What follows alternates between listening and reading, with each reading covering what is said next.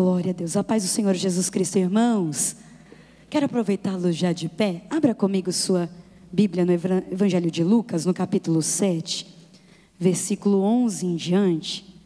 Glória a Deus, eu quero agradecer ao Senhor por este dia, por estarmos na presença dEle, podendo louvar e exaltá-lo, porque é muito digno de louvor e adoração. É o nosso Deus. Glória a Deus. Ele tem uma palavra para o nosso coração nessa noite. Lucas capítulo 7, versículo 11 em diante, vai dizer: E aconteceu pouco depois ele à cidade chamada Naim, e com ele iam muito dos seus discípulos e uma grande multidão. E com ele iam muito dos seus discípulos e uma grande multidão. E quando chegou perto da porta da cidade, eis que levavam um defunto, filho único de sua mãe, que era viúva, e com ela ia uma grande multidão da cidade. E vendo-a, o Senhor moveu-se de íntima compaixão por ela e disse-lhe: Não chores. E chegando-se, tocou o esquife, e os que o levavam pararam, e disse: Jovem, eu te digo, levanta-te. E o defunto assentou-se e começou a falar, e entregou-o à sua mãe. E de todos se apoderou o temor, e glorificavam a Deus, dizendo: Um grande profeta se levantou entre nós, e Deus visitou o seu povo. E correu dele esta fama por toda a Judeia e por toda a terra circunvizinha. E você diz amém por essa palavra? Encadeirai-vos, irmãos, encadeirai-vos. Glória a Deus. Glória a Deus. Estamos diante de uma narrativa, onde essa narrativa acontece algo antes disso que nós estamos lendo aqui, que é a cura do servo de um centurião de Cafarnaum. E antes da gente entrar nessa narrativa, é interessante a gente entender qual é a situação dessa viúva de Naim. A situação dessa viúva de Naim é uma situação calamitosa. É uma situação que ninguém quer passar. Porque não é somente a morte que está pairando o que está acontecendo ali. É muito mais do que morte. É algo que realmente não é somente a atualidade, mas o que poderia vir depois disso. Na cultura judaizante, nós vamos entender que o homem era o que trazia provisão para um lar. A mulher era proibida de trabalhar. A mulher era proibida de trazer algum provento financeiro, alguma provisão financeira para o lar. Ela era proibida. Mesmo que ela quisesse, ela não poderia trabalhar. Então, se o homem é aquele que traz o sustento, então nós vamos entender que o primeiro homem de sua vida acabou. O marido não podia mais trazer a provisão. Ela tinha um filho. Então, a sua esperança de ser sustentada estava apenas no filho. E agora, o seu filho morre. Agora ela não tem ninguém por ela. Ela não tem proventos financeiros, ela não tem provisão financeira. E sem contar que naquela época era difícil, até porque nós vamos ver na igreja primitiva o cuidado que os diáconos e todos os discípulos que inaugura a igreja primitiva vai ter com as viúvas, porque a cultura não dava apoio para elas, era morte, fome na certa. Então não era somente o momento de morte que ela estava vivendo, mas sim aquilo que ela viveria depois. Então a situação era calamitosa, a situação era terrível. Até porque muitas viúvas tinham filhos, e os filhos mantinham essa mãe. Só que essa mulher perdeu todos aqueles que traziam a provisão financeira para ela. Agora, vamos entender que Jesus, antes deste milagre, ele operara um milagre da cura de um servo do centurião em Cafarnaum. Então Jesus não estava em Naim, Jesus estava em Cafarnaum. Cafarnaum é a casa de Jesus. O evangelista Mateus, no capítulo 4, ele vai dizer que após o batismo de Jesus no Rio Jordão, Jesus ele vai se mudar de Nazaré e vai começar a morar em Cafarnaum. Então em Cafarnaum é a casa de Jesus, é o lugar de conforto de Jesus. Vamos entender que é a zona de conforto de Jesus, é o lugar seguro, é o lugar onde ele está, que é o lugar que ele domina. Então quem viaja sabe, a gente tem viajado em alguns lugares e aí As pessoas sabem que pode ser um dos lugares mais requintados, mas a gente sempre vai sentir saudade de casa. Pode ser os lugares mais simples, pode ser os lugares mais... A nossa casa pode ser o lugar mais simples do mundo, mas ainda a gente vai sentir saudade da nossa cama, do nosso travesseiro, do nosso cobertor, do nosso banheiro, das nossas coisas, de tudo.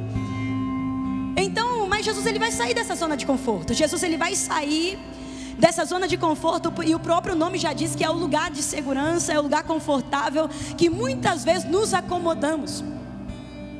Aqui Jesus sai da sua zona de conforto, lugar de acomodação, lugar cômodo. E por sair da sua zona de conforto, algo inédito vai ser inaugurado no ministério de Jesus. Há sempre algo novo que acontece na nossa vida quando saímos da nossa zona de conforto. Há sempre algo novo que acontece quando nós decidimos sair da nossa Cafarnaum, que é a nossa zona de conforto. Porque o conforto é simples. Muitas vezes eu estou em alguns lugares, mas eu não quero me comprometer com esses lugares. Eu estou na zona de conforto. Quando a proposta do Evangelho não é zona de conforto, é zona de confronto. Albert Einstein vai dizer uma frase que eu levo para a vida. Ele vai dizer: um navio sempre estará seguro no porto, mas não foi para isso que ele foi criado. Muitas vezes estamos seguros, mas não é isso que Deus quer para nós. Ele quer que nós saímos de Cafarnaum, da nossa zona de conforto. Não tá bom do jeito que tá, não tá bom. Se você quer viver sempre a mesma mesmice, do todo dia a mesma coisa, tá bom. Mas se alguém quer viver algo inédito de milagre, Deus está dizendo: faça o que você nunca fez, viva para viver o que você nunca viveu. Jejue como você nunca jejuou, pelo amor de Deus. Ore como você nunca orou, pelo amor de Deus. Deus está dizendo: saia da sua Cafarnaum, porque eu vou começar a realizar algo inédito na tua vida. Eu vou começar a realizar algo inédito no teu chamado. Eu vou começar a realizar algo inédito na tua vida, no propósito que eu já liberei sobre a tua vida. Por que tu diz isso, Ruth? Sabe por quê? Até então na história, nos evangelhos, nós sabemos a história de Jesus. Sabemos que ele nasceu, o grande Messias, o Salvador da humanidade. Mas até aqui, Jesus ainda não tinha ressuscitado. Até aqui nós não vemos milagre de ressurreição. E nós vemos a dinâmica para realizar o inédito. Na dinâmica do que nós vivemos é o quê? Sair da Cafarnaum e para Manaim. Jesus anda cerca de 40 quilômetros de Cafarnaum para Manaim. É uma viagem de um dia inteiro, porque ele escolhe sair da zona de conforto. Há uma proposta do céu para a sua vida hoje. Saia da sua zona de conforto, em nome de Jesus. Saia da sua Cafarnaum hoje. Para. Papai quer fazer muito mais. O céu quer realizar muito mais. Deus quer fazer muito mais, mas Deus está dizendo: ei, reaja, faça alguma coisa. Não há como eu viver 80 anos fazendo a mesma coisa, esperando algo diferente acontecer. Deus está esperando: saia da sua Cafarnaum, saia da sua Cafarnaum, porque eu vou começar a realizar algo inédito. Não vai dar certo isso aqui, porque eu sou muito sensível e delicada.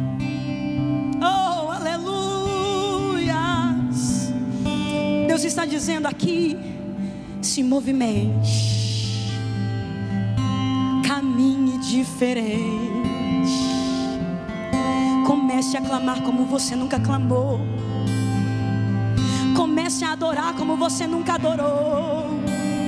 Ruth, tá bom aqui assim? Não tá bom, porque o céu quer mais. Deus quer fazer muito mais.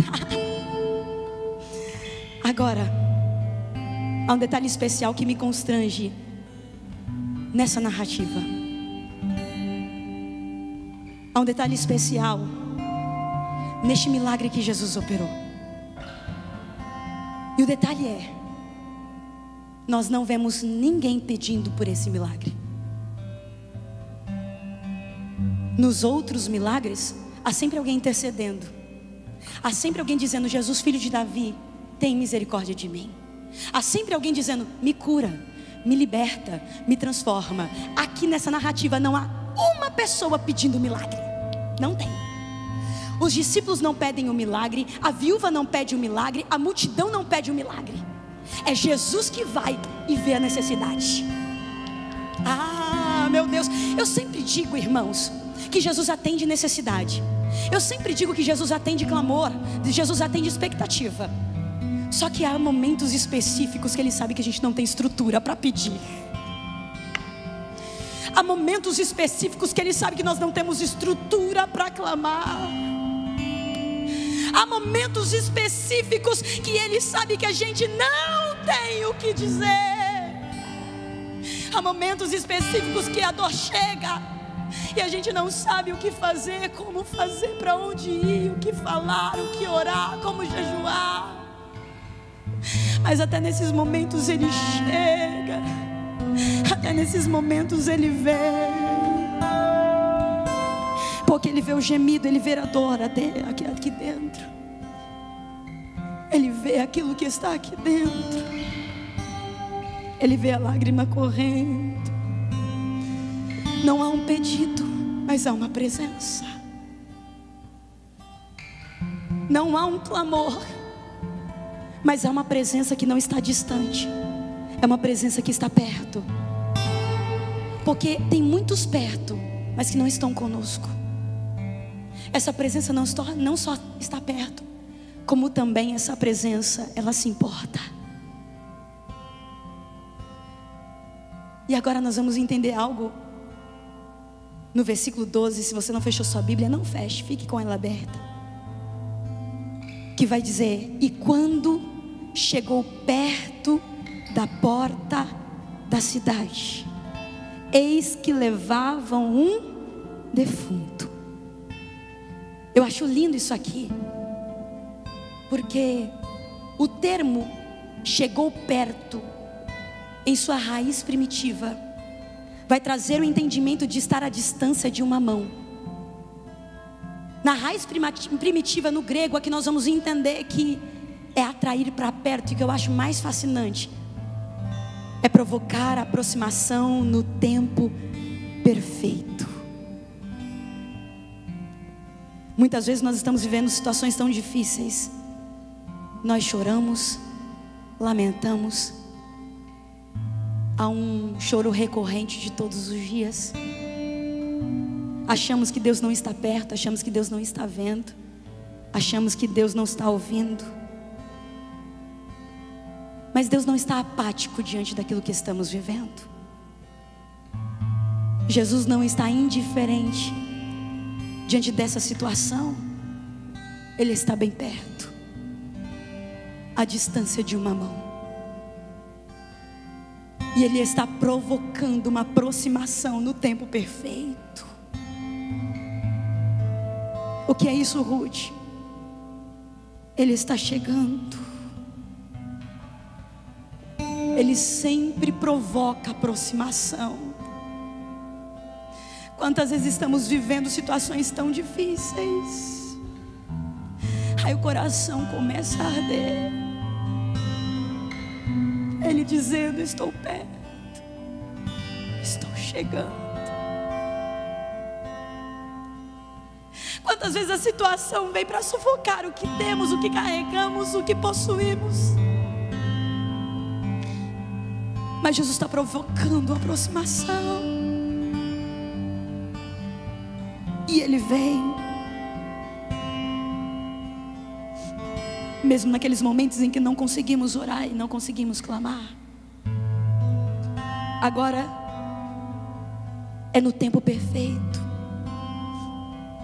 é no tempo certo. Na cultura judaizante nós vamos entender que os judeus sepultavam os seus defuntos no mesmo dia em que morriam. Certamente Jesus, os seus discípulos e a grande multidão chega às portas da cidade no final do dia, quando ele já tinha sido velado e agora estava indo para a sepultura. Agora, Jesus ele chega à tarde em Naim, mas Jesus não chega à tarde. Ele chega no momento certo, porque Ele nunca chega tarde. No cronograma do céu, para a gente está tarde, mas para Jesus está no tempo perfeito. Para a gente já era, acabou. vou, mas Jesus está dizendo: eu chego, eu me aproximo no tempo perfeito, eu chego perto no momento perfeito, eu provoco a aproximação no tempo perfeito. A tarde era o momento exato de Jesus chegar. Por quê? Porque é nesse momento que o cortejo está saindo para realizar o sepultamento fora da cidade. Aí talvez nós perguntamos: Ruth, mas por que Jesus esperou o jovem morrer? Por que Jesus esperou velarem o jovem? Por que Jesus esperou o cortejo chegar na porta da cidade? É a mesma resposta para aquilo que vivemos. Parece que quando aquilo fica pior, quando aquilo fica ruim, meu Deus, fica pior ainda. Quando a gente acha que não dá para piorar, piora, né? É nessa hora que fica pior que Jesus chega, porque a glória é maior. Fica pior para a glória ser maior. Agora, Jesus poderia chegar em Naim antes daquele jovem ter morrido, ter curado aquele jovem, e da mesma forma o seu nome seria glorificado. Mas ele chega no momento em que vai sepultá-lo. Quantas vezes nós olhamos para as situações que nós vivemos e nós estamos dizendo: Senhor, parece que o Senhor não está agindo, parece que o Senhor não está fazendo, está tarde, já era. Mas deixa eu falar uma coisa para você: nem a sepultura assusta o dono da vida. Para o dono da vida, a morte não é um problema. É nessa hora que ele chega em Naim. Que momento, Ruth? A poucos segundos da falência. No momento em que o médico diz: você só tem 2 meses de vida, né, Will? Você só tem 2 dias de vida. Você só tem horas de vida. É nesse momento que ele chega em Naim.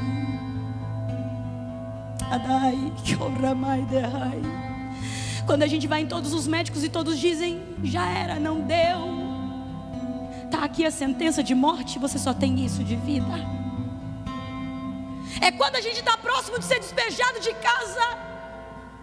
É nessas horas que ele chega. É quando chega perto de desligar os aparelhos de alguém que está enfermo e está perto da morte e está dizendo: família, tem que desligar o aparelho. É nessa hora que Jesus chega em Naim. É quando alguém está na depressão e todo mundo vai dizer: já era, não tem solução. É nessa hora que Jesus chega em Naim. Quando todos os recursos da terra cessam, quando tudo entra em colapso, quando o dinheiro não resolve, quando as pessoas não resolvem, é nessa hora que o dono da vida chega em Naim para dizer: não é as circunstâncias, não é o dinheiro, não é o governo que manda, só é o dono da vida que governa sobre tudo. Oh, é nessa hora que ele chega.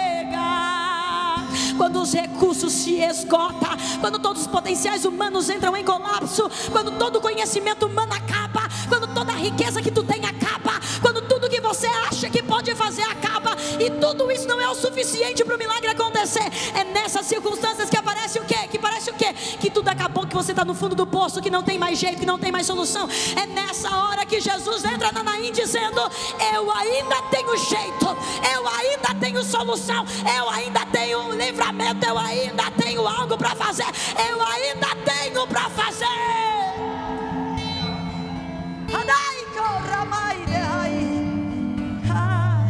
O que é isso, Ruth? Sabe o que significa isso? Que aqui esgota, mas lá não acaba.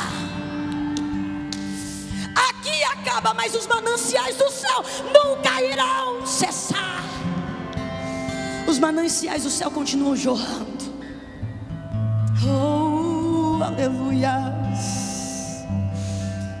Agora, é interessante entender que Naim, no hebraico, significa pastos verdejantes ou lugar adorável. Mas como, Ruth? Lugar adorável, lugar de pastos verdejantes, é um lugar onde nós vemos aqui uma narrativa de uma mulher que está sepultando o seu filho e já é viúva porque sepultou o seu marido. Como dizer que isso é um pasto verdejante, é um lugar adorável, quando é o endereço da minha dor? Quantas Naíns nós não vivemos? Lugares que eram para ser chamados pastos verdejantes. O que é isso? Lugares que eram para frutificar, lugares que eram para ser agradáveis, mas não é o lugar que nós encontramos satisfação e alegria, mas é o endereço da nossa dor. E se eu te falar que exatamente você não vai precisar mudar de Naim, é Jesus que vai entrar em Naim. Quantos casamentos foram chamados para ser pastos verdejantes? Um lugar que era para frutificar, um lugar que era para ser adorável, mas ao invés de ser um lugar adorável, se tornou em um lugar de frustração, em um lugar de dor. Quantos ministérios que eram para ser frutíferos, pastos verdejantes, para trazer alegria para muita gente, para trazer alimento e nutrição para muita gente, mas ficou infrutífero, porque virou um lugar de dor e frustração, virou o endereço de dor. E Deus está dizendo: é este lugar que eu visito, é este lugar que eu entro. Quanta vida emocional, quantas coisas que vivemos emocionalmente falando, psicologicamente falando, que realmente a nossa mente, os nossos pensamentos eram para ser lugar agradável, era para trazer para nós algo agradável, mas tornou um endereço de dor, se tornou o endereço de grandes batalhas.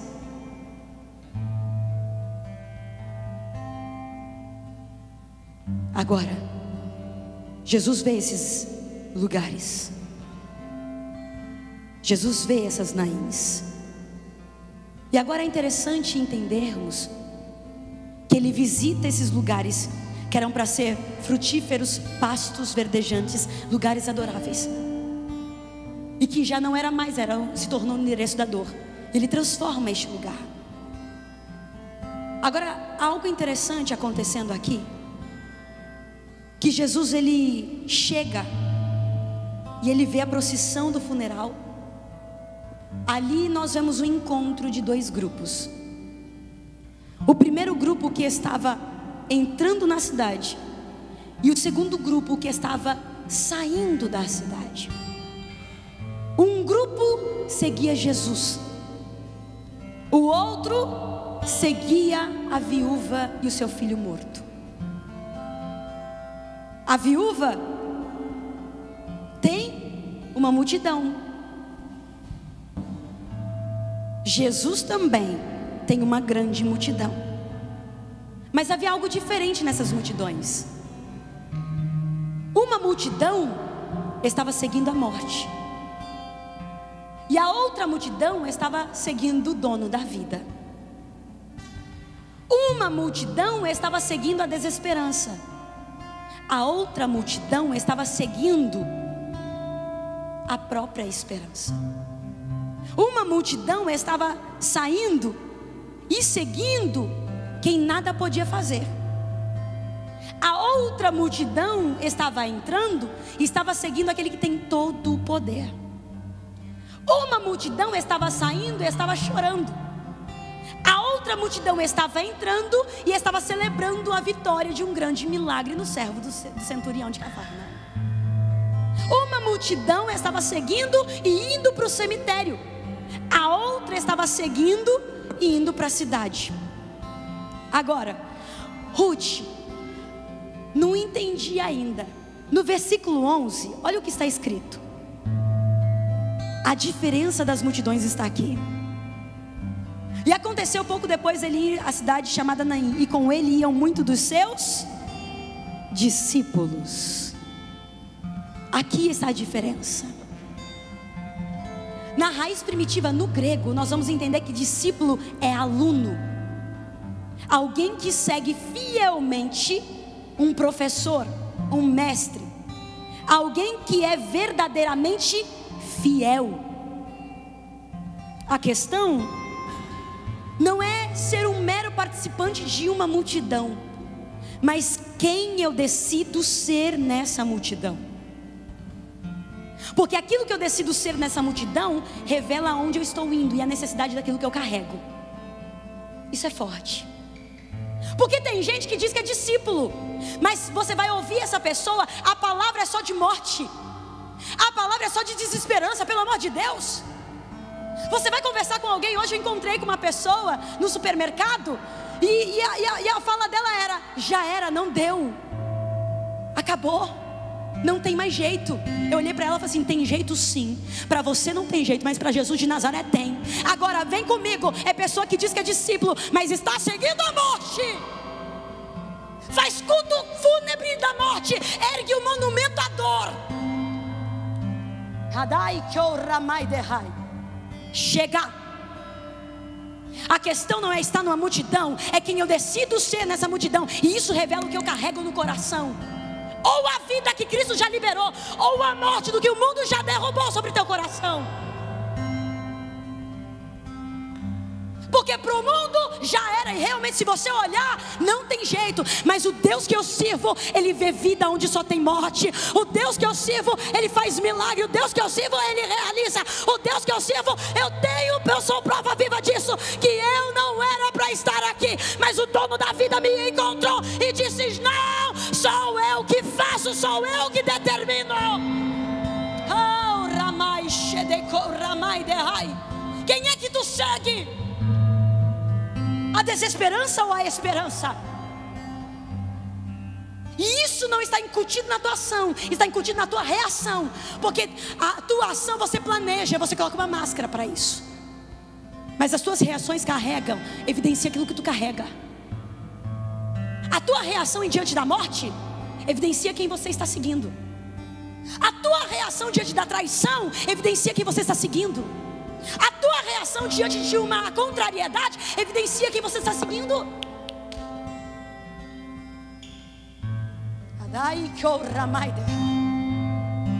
É Jesus ou é a morte? É Jesus ou sentimentos? É Jesus ou aquilo que dizem? Ou aquilo que eu vejo? Agora, o discípulo também está na multidão, mas o discípulo é fiel e só segue a Jesus. Discípulo, ele não segue a massa, porque a tendência do homem, a tendência das pessoas é seguir a maioria. Discípulo não segue o que a maioria diz. Discípulo não segue o que o médico falou. Hoje eu estava falando com uma pessoa pelo WhatsApp, e a pessoa falou para mim: olha, o médico disse isso. Eu falei assim: tá bom, quero nem saber o que ele falou. Eu tenho certeza que isso vai se tornar um grande testemunho para a sua vida, porque o médico não determina nada. Se Deus colocar e falar que é vitória, é vitória. Se Jesus falar que é vida, é vida.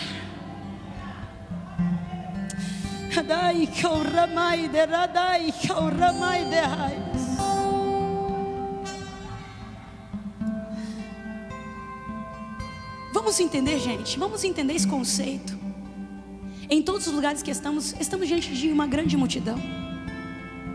Estamos em multidões, grandes multidões, do WhatsApp, do Instagram. É uma multidão, sim ou não?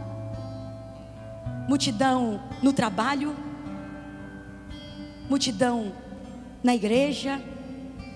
Em todos os lugares nós vamos ver que há grandes multidões.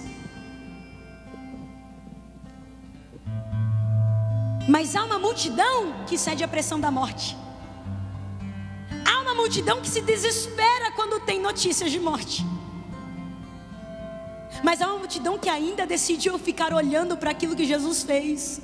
Jesus curou, Jesus transformou, Jesus já tinha curado, Jesus já tinha realizado transformações, libertações, Jesus já tinha curado pessoas, Jesus já tinha feito muitas coisas.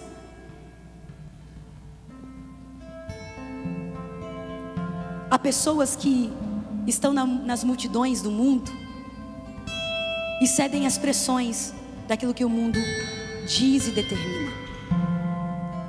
E sem saber, essas pessoas, elas estão em sua própria procissão fúnebre, cultuando a própria morte. Nós vamos entender. É só observar os shows. Tivemos o show aí, né? Muito falado, movimentado. É uma grande multidão. Se a gente for olhar aqui na nossa cidade, nos domingos, em alguns pontos tem uma grande multidão.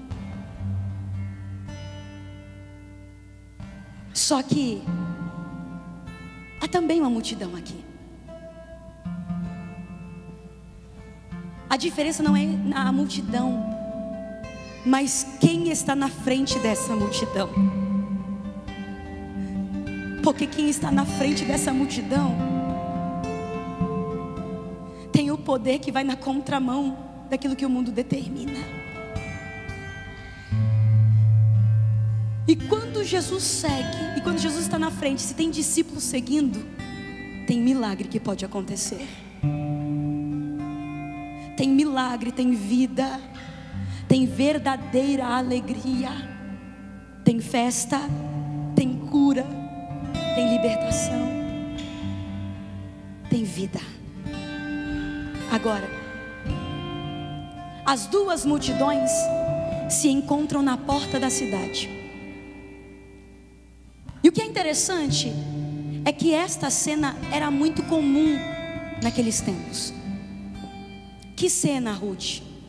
Uma multidão saindo com cortejo fúnebre e a outra multidão entrando era uma caravana entrando na cidade. Isso acontecia de forma tão recorrente que os rabinos legislaram esta situação. A lei dizia: se um cortejo fúnebre estiver saindo da cidade e outra multidão, outra caravana estiver entrando na cidade, os que estiverem entrando na cidade têm que dar um passo para trás e dar preferência para o cortejo fúnebre. Ou, se não quiserem dar um passo para trás e deixá-los passar, vocês podem dar um passo para frente, se misturar com a multidão que chora e chorar junto com eles. Então a lei judaica, os rabinos legislaram essa situação e eles determinaram isso, exatamente isso, essa cena. A multidão que está saindo tem prioridade, porque eles estão no cortejo fúnebre. A multidão que está na caravana entrando na cidade, se não deixá-los entrar, dá um passo para trás e deixa eles passar. Agora, se quiser estar com eles, dá um passo para frente, chora junto com eles e vai até o sepulcro. Então nós vamos ver que vivemos essas situações. Há pessoas que fazem isso conosco. Há pessoas que, diante da situação de morte que vivemos, processos difíceis que vivemos, processos de impossibilidade, processos de dor, né, Rafa? Processos de angústia. Há pessoas que muitas vezes nós esperávamos que elas estivessem conosco, mas foram pessoas que deram um passo para trás e não quiseram se comprometer com a gente.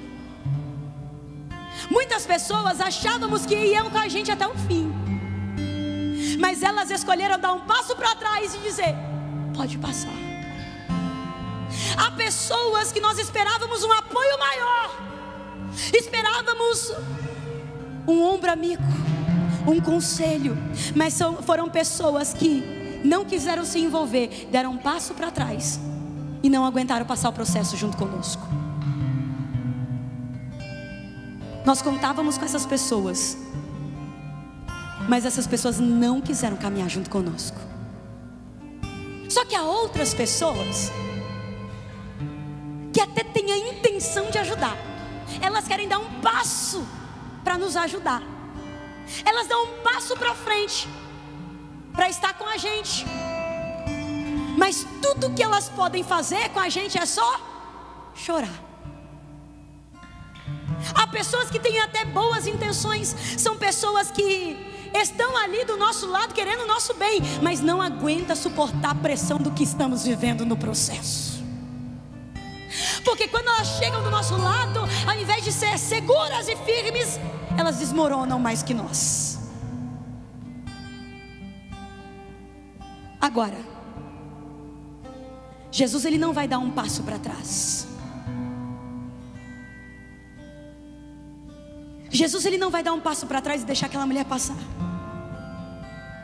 Nem tampouco vai dar um passo para frente e chorar junto com ela.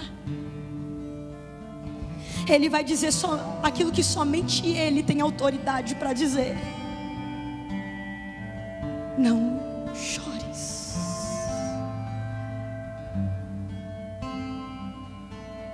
Ele vai chegar diante dela e vai dizer: mulher, não chores. Jesus vai quebrar o protocolo.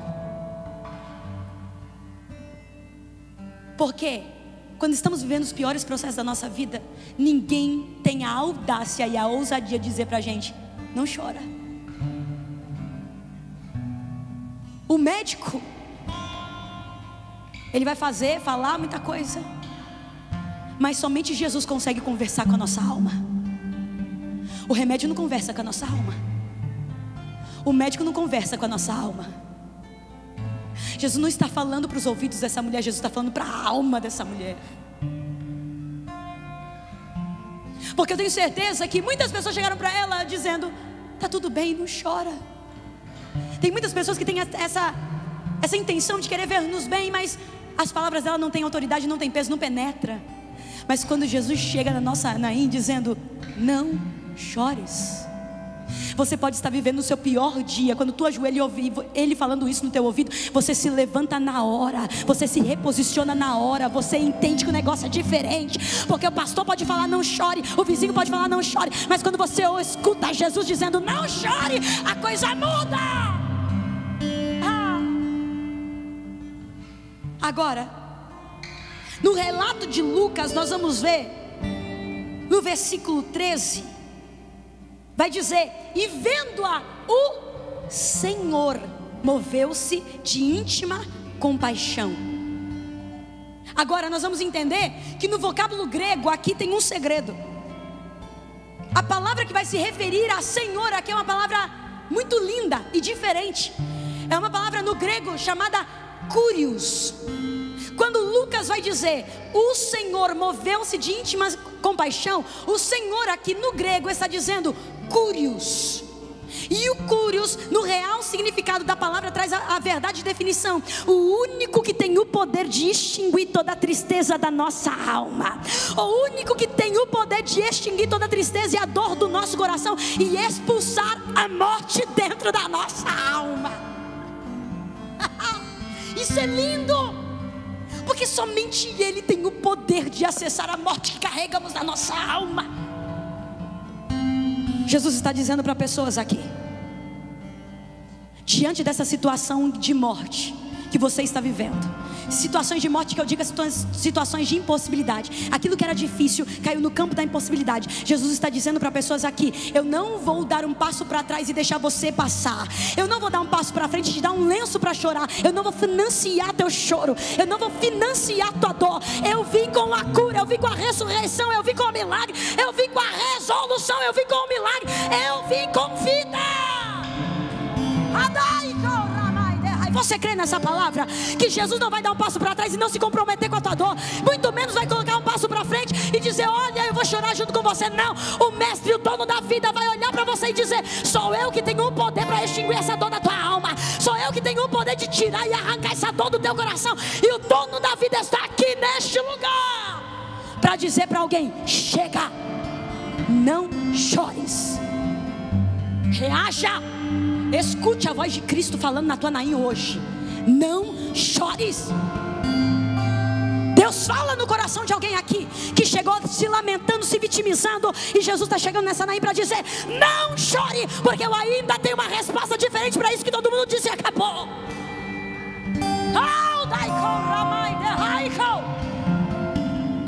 Oh, Jesus. O que Jesus está dizendo é: muitos passaram por você, não resolveram nada para você. Muitos passaram por você, não quiseram se comprometer com você. Mas Jesus está dizendo: eu cheguei e eu vou me comprometer com a tua dor. Eu vou me comprometer com este processo. Eu me comprometo, eu me movimento com íntima compaixão. Deus está dizendo: o dono da vida está chegando na Naim de alguém aqui para declarar aquilo que todo mundo decretou morte. O dono da vida está mudando sentenças. O dono da vida está mudando causas. O dono da vida está dizendo: não chore, mas não é só uma palavra, é uma palavra profética que traz resultado diferente para aquilo que você está vivendo. Porque as pessoas estão dizendo: não deu, já era, chora junto com você, e no máximo te dá um lenço. E Jesus está dizendo: eu não vou financiar tua dor hoje, toma tenência.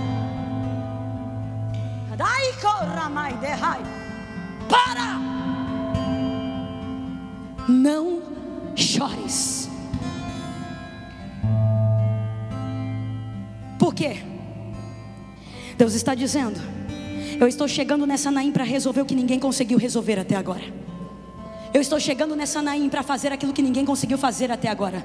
Deus está dizendo: eu vou colocar no lugar aquilo que ninguém conseguiu colocar no lugar até agora. Deus está dizendo: não chore. O único que tem coragem de dizer para alguém: não chores. E eu já quero discorrer para o final. A Bíblia vai dizer que depois disso, Jesus, ele toca o esquife. O esquife é uma espécie de marca aberta. E neste momento, quando Jesus toca no impossível, todos pararam. A multidão parou. E é assim que acontece. Geralmente quando Jesus toca nos nossos esquifes, naquilo que a medicina falou que não dá, naquilo que o advogado falou que não tem jeito, naquilo que o governo falou não tem como, todos param para ver o que está acontecendo.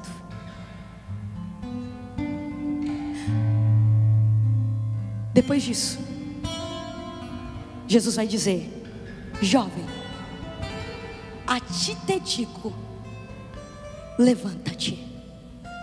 Agora vem comigo. O que Jesus disse ao se referir para aquele jovem? Ele disse jovem.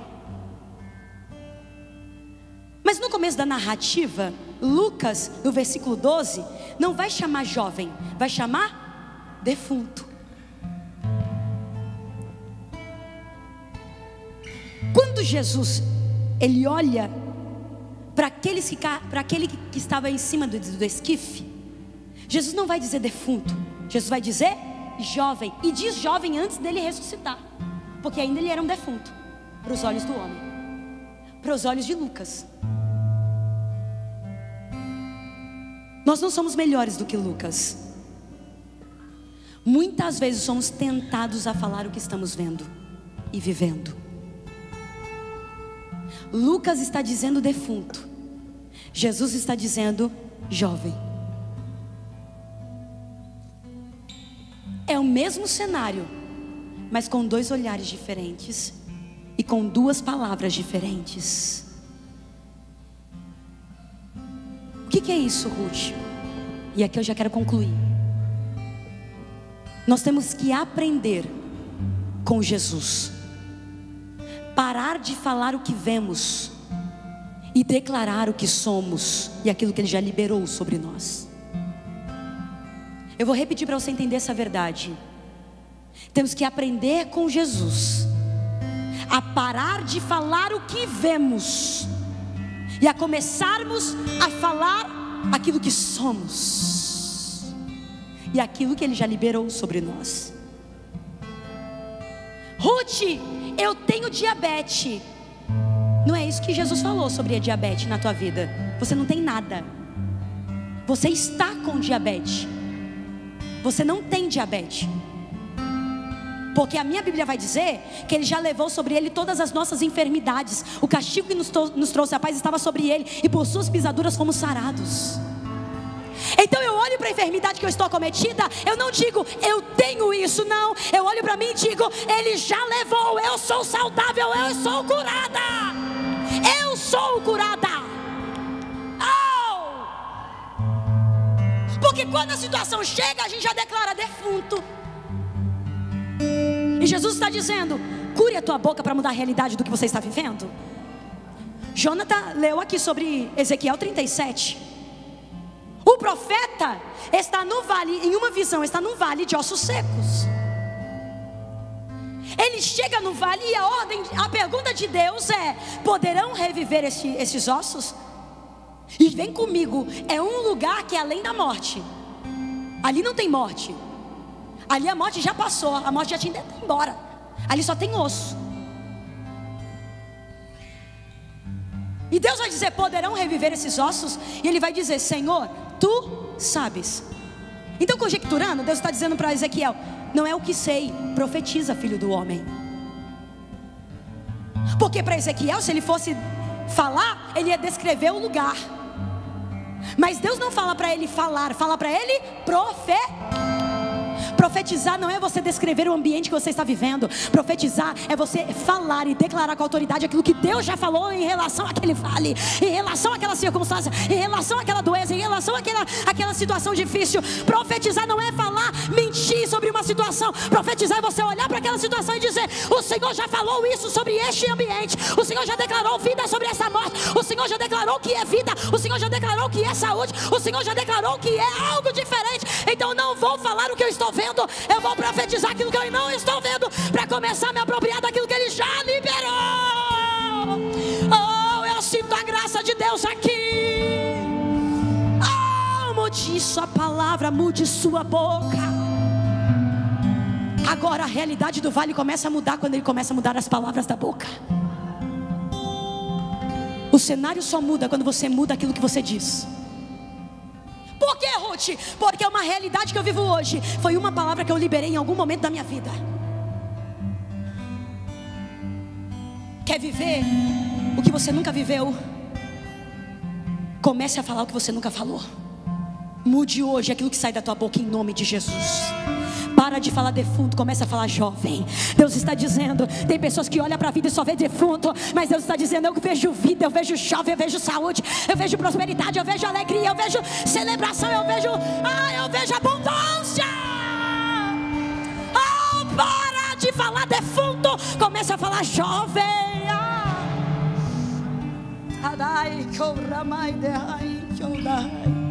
Jesus ressuscita aquele jovem, e aquele jovem dá 2 sinais de vida. Ele senta e começa a falar. O funeral foi cancelado. E Jesus traz vida para aquela situação impossível. Eu quero que você fique de pé agora em nome de Jesus. Eu estou falando para pessoas que estão vivendo em Naís aqui. Eu quero que você saia do seu lugar e venha buscar o teu milagre no altar. Não é porque eu estou falando, mas é porque tua fé se movimenta através da palavra, daquilo que Jesus já liberou sobre a tua vida. Vem buscar teu milagre no altar. Oh, Espírito Santo. Oh, Espírito Santo. Oh, Espírito Santo.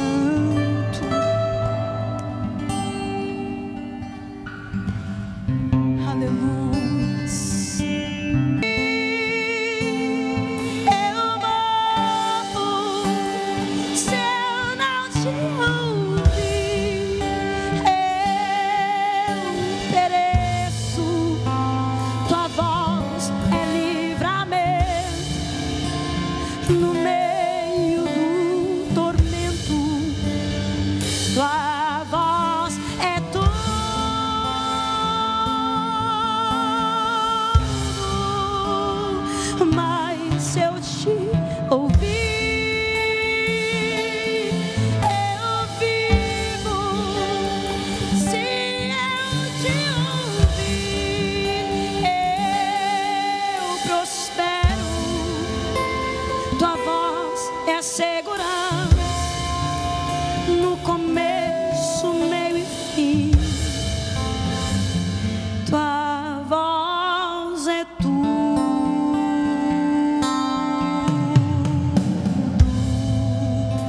você ficou na nave da igreja, levante a sua mão.